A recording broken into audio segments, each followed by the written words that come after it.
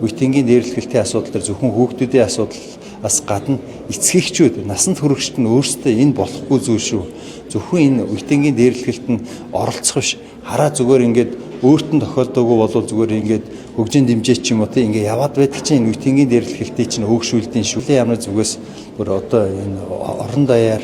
аюулгүй сүлжээ гэдэг ийм хөтөлбөр хэрэгжүүлэхээр явж исэн ажиллаж байна. Тэгэхээр энэ ажлаа бол одоо бүр яар авчилж гинэ. Одоо тэр нөгөө 16 хүртэлх насны хүүхдийн нийгмийн сүлжээг хязгаарлах хууль одоо яг батлагдаад хэрвээ хэрэгжиж эхлэх юм бол үеийнгийн дээрлэхэлтийн асуудал ер нь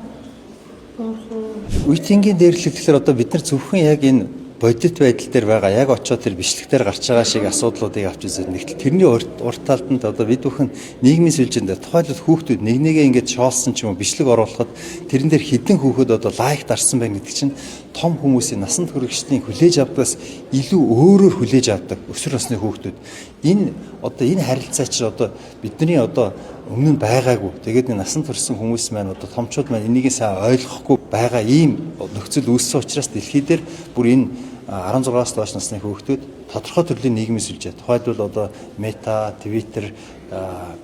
TikTok зэрэг энэ бүр өөрийн гэсэн хаягтай байхыг хориглосон. Одоогор бол Австрали, Франц хоёр улс хоёр бол хориглоод байна. Тэгэхээр энэ хууль гарах юм бол урьдчилсан сэргийлэх юм арга хэмжээ бол бид нар гадаа нэгээ доромжилсан хүүхдэд биеийнээ доромжилсан одоо тэр гарч байгаа бичлэгтэр байгаа шиг бүр биедээ халдсан тэр утга хил хамаараачсан доромжилсан зүйлийн хамт мэддэг цахим орчин дээр доромжилж явах огт тэр нь юу ч биш юм шигээр явж болохгүй. Тэгэхээр энэ үүднээсээ бол энэ хууль бол ер нь энэ дэлхийн нийтийн орнууд бол авч хэрэгжүүлж байгаа энэ хуулийг Монгол улс аль болох эртэн хэрэгжүүлэх юм бол хүүхдүүдэд хамгаалах болон бас энэ